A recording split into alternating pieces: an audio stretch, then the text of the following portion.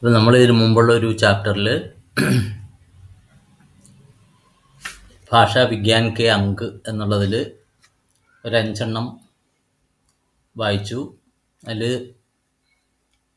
ധ്വനിവിജ്ഞാൻ, രൂപവിജ്ഞാൻ, ശബ്ദവിജ്ഞാൻ, വാക്യവിജ്ഞാൻ, അർത്ഥവിജ്ഞാൻ, ഈ 5 നമ്മൾ ധ്വനിവിജ്ഞാനും രൂപവിജ്ഞാനും പഠിച്ചു കഴിഞ്ഞു.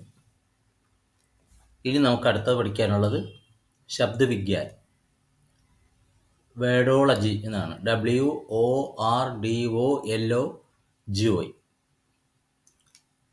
അപ്പം ധ്വനി കഴിഞ്ഞു, അതിൽ നിന്നും രൂപ് എന്താണെന്നുള്ളത് നമ്മൾ ഒന്ന് നോക്കി. അടുത്തത് വാക്കുകളാണ്, വാക്കുകളുടെ ശാസ്ത്രം, അതാണ് ശബ്ദവിജ്ഞാൻ.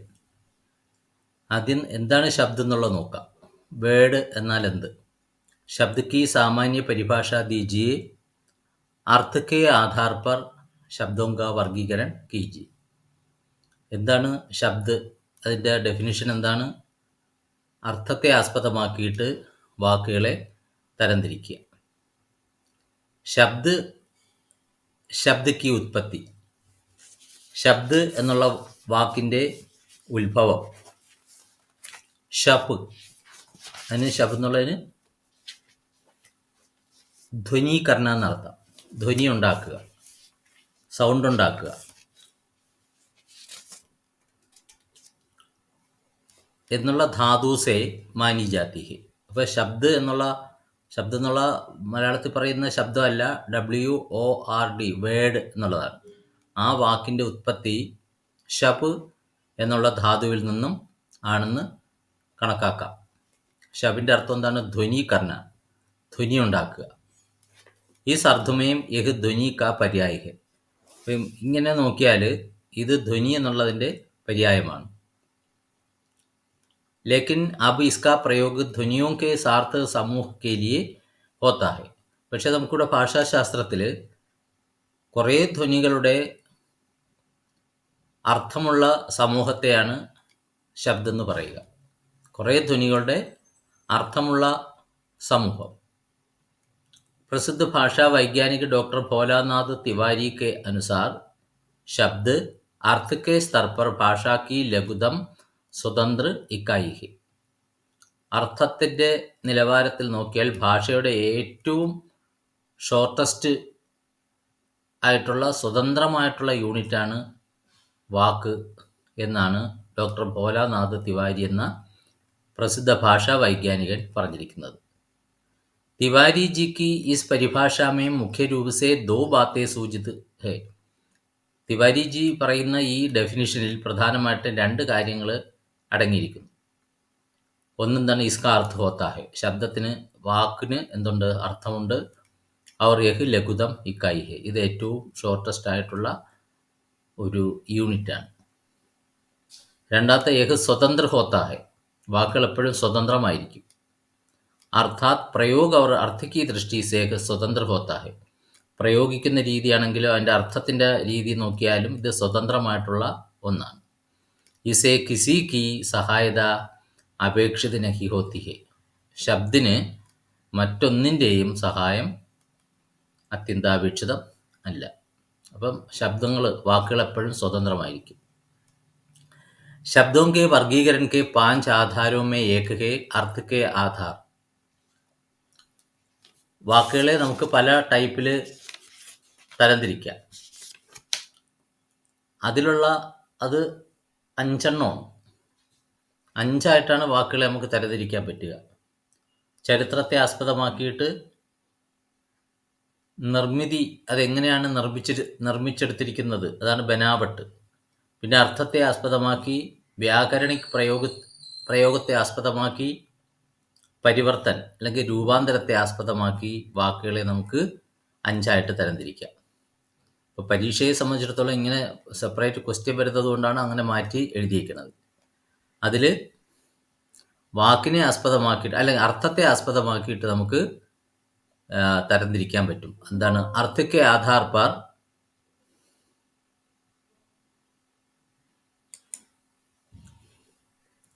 अर्थ के आधार पर शब्दों के सार्थक निरर्थक दो भेद है. വാക്കുകളെ വെച്ച് നോക്കിക്കഴിഞ്ഞാൽ, അല്ല, അർത്ഥത്തെ ആസ്പദമാക്കി നോക്കിയാൽ അർത്ഥമുള്ളതും നിരർത്ഥകവുമായിട്ട് നമുക്ക് അർത്ഥമുള്ള വാക്കുകളും അർത്ഥമില്ലാത്ത വാക്കുകളും അങ്ങനെ രണ്ടായിട്ട് വാക്കുകളെ തരംതിരിക്കാം. സമസ്യ ഹെ കി നിരർത്ഥക ശബ്ദവും കോ ശബ്ദ കൈസേ കഹെ. പ്രശ്നം ഇതാണ്, എന്താണ്, അർത്ഥമില്ലാത്ത വാക്കുകളെ നമുക്ക് എങ്ങനെ ശബ്ദം എന്ന് പറയാൻ പറ്റും? टन टन, टप टप, धिक आदि शब्द निरर्थक होने पर भी कभी कभी പ്രസംഗ के अनुसार कोई अर्थ देने लगता है. ഈ വാക്കുകൾക്കൊന്നും അത്ര പ്രത്യേകിച്ചൊരു അർത്ഥം എടുത്ത് പറയാനില്ല എങ്കിൽ കൂടിയും സന്ദർഭം അനുസരിച്ച് ചിലപ്പോൾ ഏതെങ്കിലും അർത്ഥം കൊടുക്കേണ്ടതായി വരുന്നു. സ്വതന്ത്ര രൂപ സേ നിരർത്ഥക ഹോനെ പർ ഭി പ്രസംഗവശ് യേ സാർത്ഥക് ഹെ. സ്വതന്ത്രമായിട്ട് നോക്കിയാൽ ഇവ അർത്ഥമില്ലാത്തതാണെങ്കിലും സന്ദർഭവശാൽ ഈ വാക്കുകളൊക്കെ അർത്ഥമുള്ളതാണ്. ഇപ്പം ഇലയിലേക്ക് വെള്ളം വീഴുന്ന സമയത്ത് ടപ്പ് ടപ്പ്, അതുപോലെ പൈപ്പിൽ നിന്ന് വെള്ളം തുള്ളി തുള്ളിയായിട്ട് വീഴുന്നതിനൊക്കെ ടപ്പ് ടപ്പ് എന്ന് പറയും. ഹാർട്ട് ഇങ്ങനെ അടിക്കുന്നതിനെയൊക്കെ ധിക് ധിക്, അതുപോലെ ടൻ ടൻ, ഇങ്ങനെയുള്ള വാക്കുകളുണ്ട്. ഇത് വാക്കുകൾക്ക് പ്രത്യേകിച്ച് അർത്ഥമില്ല, പക്ഷെ സന്ദർഭത്തിനനുസരിച്ച് അതിന് അർത്ഥം ഉണ്ടാവും. अर्थ की एकता अनेकता के आधार पर शब्दों के 4 भेद किए जाते हैं. അർത്ഥത്തിൻ്റെ ഏകത അനേകത ഇതിനെ ആസ്പദമാക്കിയിട്ട് വാക്കുകൾക്ക് നാലായിട്ട് തരംതിരിക്കാം. ഒന്ന് ഏകാർത്ഥി ശബ്ദ്. ഏകാർത്ഥി ശബ്ദ് കെ കേവൽ ഏക് അർത്ഥ ഹി ഹോത്താ ഹെ. ഏകാർത്ഥി എന്നുള്ള വാക്കിന് ഒരൊറ്റ അർത്ഥം മാത്രമേ ഉണ്ടാവുള്ളൂ. ഉദാഹരണം ഈശ്വർ, നദി, കമ്ര ആദി. ഈ വാക്കുകളൊക്കെ അതിന് ഒറ്റ അർത്ഥമേ ഉള്ളൂ.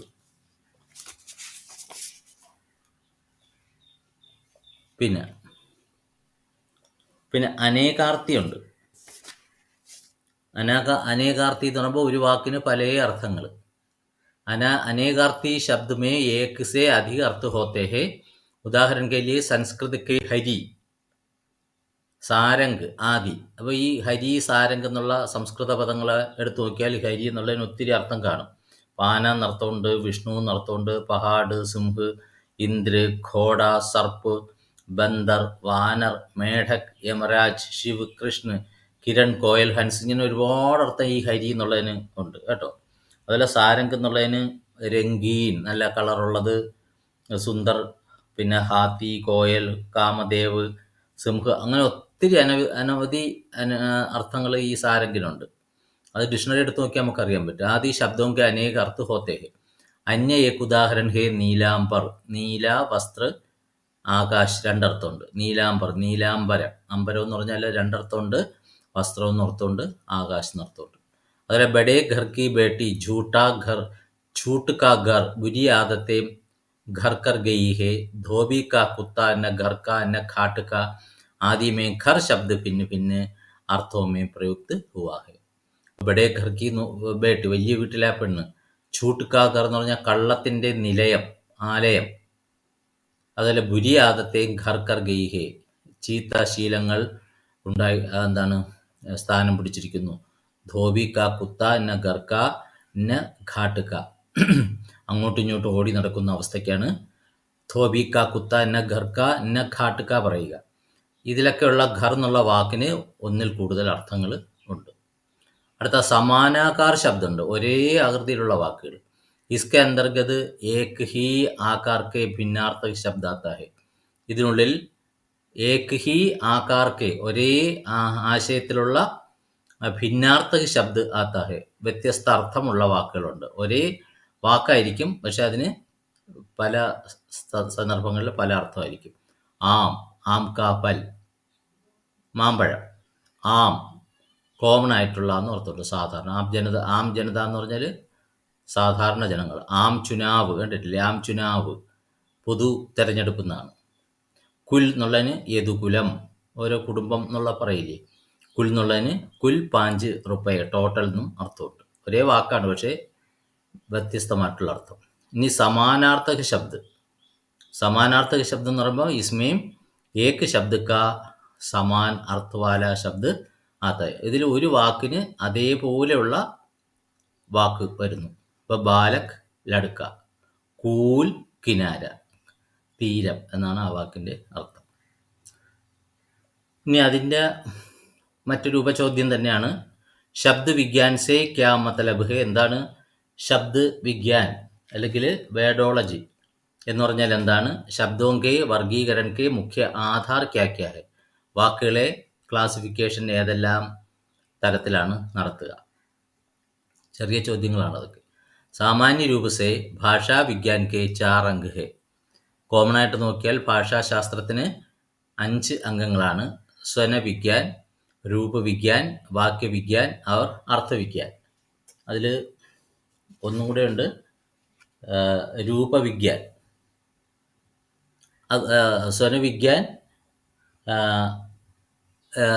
രൂപവിഗ്യാൻ, വാക്യവിഗ്യാൻ और അർത്ഥവിഗ്യാൻ. അതിലൊന്ന് നമ്മൾ പഠിച്ചു, ശബ്ദവിഗ്യാൻ കൂടെ ഉണ്ട് കേട്ടോ.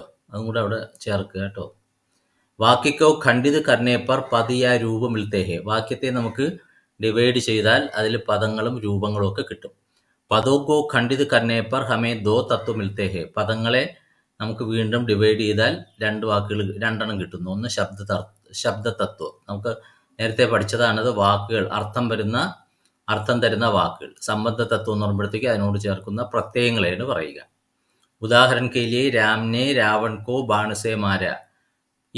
ഈ വാക്യത്തിൽ രാംനെ, രാവൺ കോ, ബാണസേ, മാര ഏ 4 രൂപ യാ പദ് ഹെ. ഇങ്ങനെ 4 രൂപങ്ങളുണ്ട് അല്ലെങ്കിൽ പദങ്ങളുണ്ട്.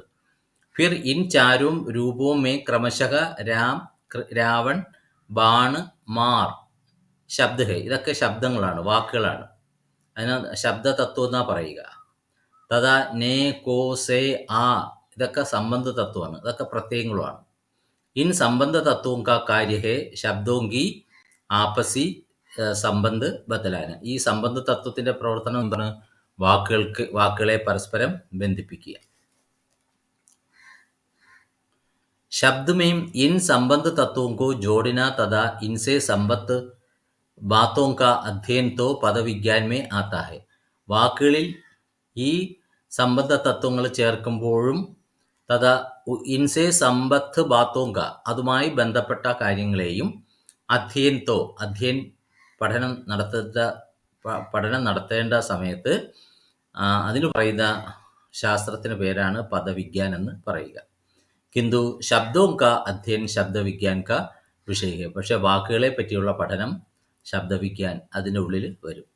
शब्दविज्ञान में शब्दों की परिभाषा, शब्दों का वर्गीकरण, किसी भाषा के शब्द समूह में विभिन्न तत्व जैसे तत्सम, तद्भव, देशज, विदेशी आदि किसी भाषा के शब्द समूह वोकाबुलरी में परिवर्तन के कारण तथा दिशाएं कोश विज्ञान, नाम विज्ञान, व्युत्पत्ति विज्ञान आदि का अध्ययन आता है. ഇപ്പോൾ ശബ്ദ വിജ്ഞാനിൽ എന്തൊക്കെ വരും? ശബ്ദശാസ്ത്രത്തിൽ, വേഡോളജിയിൽ എന്തൊക്കെ വരും? വാക്കുകളുടെ ഡെഫിനിഷൻ, വാക്കുകൾ എങ്ങനെ തരംതിരിച്ചിരിക്കുന്നു, കിസി ഭാഷാക്കെ ശബ്ദ സമൂഹമേ വിഭിന്ന തത്വം, ഒരു ഭാഷയിലേക്ക് കടന്നു വരുന്ന ശബ്ദ സമൂഹങ്ങളുടെ വിവിധ രൂപങ്ങൾ, അതേതൊക്കെയാണ്? തത്സം, സംസ്കൃത പദങ്ങളെ അതേപോലെ നമ്മൾ ഹിന്ദിയിലെടുക്കും. തദ്ഭവ്, അത് സംസ്കൃത പദങ്ങൾക്ക് മാറ്റം വരുത്തിയിട്ട് ഹിന്ദിയിലേക്ക് എടുക്കാറുണ്ട്. ദേശജ്, നമ്മുടെ നാട്ടിൽ തന്നെ ആദ്യമേ ഉണ്ടായ പദങ്ങൾ. വിദേശ പദങ്ങൾ ആദി. ഇങ്ങനെ പലതരത്തിലുള്ള വാക്കുകൾ നമ്മുടെ ഭാഷയിലേക്ക് വരുമല്ലോ. ഇതിനെപ്പറ്റിയുള്ള പഠനം. കിസി ഭാഷാക്കെ ശബ്ദ സമൂഹ്, ഏതെങ്കിലും ഭാഷയിലുള്ള ശബ്ദ സമൂഹം വൊക്കാബുലറിയിൽ വരുന്ന പരിവർത്തനങ്ങൾ, അതിൻ്റെ കാരണം, അവർ ദിശായെ ഏതെല്ലാം രീതിയിലാണ് മാറുന്നത്. കോശ് വിജ്ഞാൻ, ഡിക്ഷണറിയുമായിട്ട് ബന്ധപ്പെട്ട ശാസ്ത്രം. നാം വിജ്ഞാൻ, നമ്മൾ ഏതെങ്കിലും ഒരു പേരെടുത്തു, അതിൽ നിന്നും നമുക്ക് ഏതെല്ലാം വാക്കുകൾ അല്ലെങ്കിൽ അതെങ്ങനെ ഉണ്ടായി എന്ന്. വ്യുത്പത്തി വിജ്ഞാൻ, ഉൽപ്പത്തി ശാസ്ത്രം. ആദി കാ അധ്യയൻ ഹോത്താ ഹെ, ഇതിനെയൊക്കെ പറ്റി പഠിക്കുന്നു. ഭാഷാ ശിക്ഷൺ കെ ലിയേ ശബ്ദോം കാ അധ്യയൻ ബഡാ ഉപയോഗി ഹെ. ഭാഷാ ശിക്ഷണത്തിൽ വാക്കുകളെ പറ്റിയുള്ള പഠനം വളരെ ഉപയോഗമുള്ളതാണ്. किसी देश या जाति की प्राचीनकालीन संस्कृति की जानकारी के लिए उस काल से शब्द समूह का भूगोल, इतिहास तथा समाज शास्त्र आदि के संदर्भ में शब्दों का अध्ययन बड़ा उपयोगी सिद्ध होता है.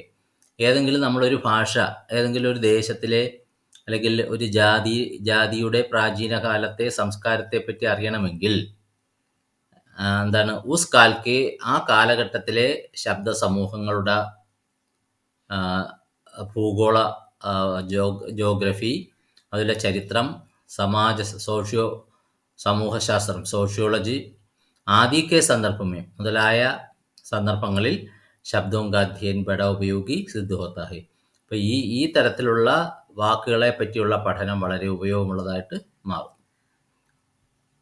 शब्दों के अध्ययन के आधार पर मूल भारोपीय संस्कृति तथा उसके मूल स्थान आदि के बारे में काफ़ी कुछ काम हुआ है. വാക്കുകളുടെ പഠനത്തിനെ ആസ്പദമാക്കിയിട്ട് മൂൽ ഭാരോപീയ സംസ്കൃതി, ഭാരത യൂറോപ്യൻ ഭാഷകളുടെ സംസ്കാരം, തഥാ ഉസ്കെ മൂലസ്ഥാൻ അതെവിടെ നിന്നുണ്ടായി, ഭാരതീയ ഭാഷ അല്ലെങ്കിൽ ഭാരത യൂറോപ്യൻ ഭാഷകൾ എവിടെ നിന്നും ഉണ്ടായി, ഇതിനെപ്പറ്റിയുള്ള ധാരാളം അറിവ് നമുക്ക് ലഭിച്ചിരിക്കുന്നു. ശബ്ദോं के वर्गीकरण के मुख्यतः 5 आधार होते हैं. ഇതിഹാസ്, ബനാവട്ട് ചരിത്രം, ബനാവട്ട് എന്ന് പറഞ്ഞാൽ വാക്കുകൾ എങ്ങനെയാണ് ഉണ്ടായത്, അത് ഉണ്ടാക്കിയെടുക്കും ചില വാക്കുകളെ. പിന്നെ അർത്ഥ്, പിന്നെ വ്യാകരണിക് പ്രയോഗം, എങ്ങനെ വ്യാകരണത്തിൻ്റെ പ്രയോഗം, വ്യാകരണത്തിലൂടെ അത് എങ്ങനെ വാക്കുകൾ എങ്ങനെ വ്യാകരണത്തിലൂടെ വാക്കുകളെ എങ്ങനെ നമുക്ക് ഉപയോഗിക്കാം. അതുപോലെ പരിവർത്തൻ, വാക്കുകൾക്ക് ചില മാറ്റങ്ങൾ വരും. ഇങ്ങനെ 5 ടൈപ്പിൽ നമുക്ക് വാക്കുകളെ തരംതിരിക്കാൻ പറ്റും. ഇതിഹാസ് കെ ആധാർ പർ ശബ്ദ് 4 പ്രകാർ കെ ഹോത്തെ ഹെ. ചരിത്രത്തെ ആസ്പദമാക്കിയിട്ട് നോക്കിയാൽ വാക്കുകൾ 4 തരത്തിലുണ്ട്. തത്സം, തദ്ഭവ്, ദേശജ് और വിദേശജ്. സംസ്കൃത കെ ശബ്ദ് ഉസി രൂപമേ പ്രയുക്ത് ഹോത്തോ. സംസ്കൃത പദങ്ങളെ അതേ രൂപത്തിൽ പ്രയോഗിക്കുകയാണെങ്കിൽ തത്സം, അതിനെ തത്സം എന്നാ പറയുക. സംസ്കൃത കെ ശബ്ദോമേ ധോടാ പരിവർത്തൻ കർക്കെ പ്രയുക്ത് ഹോത്തോ.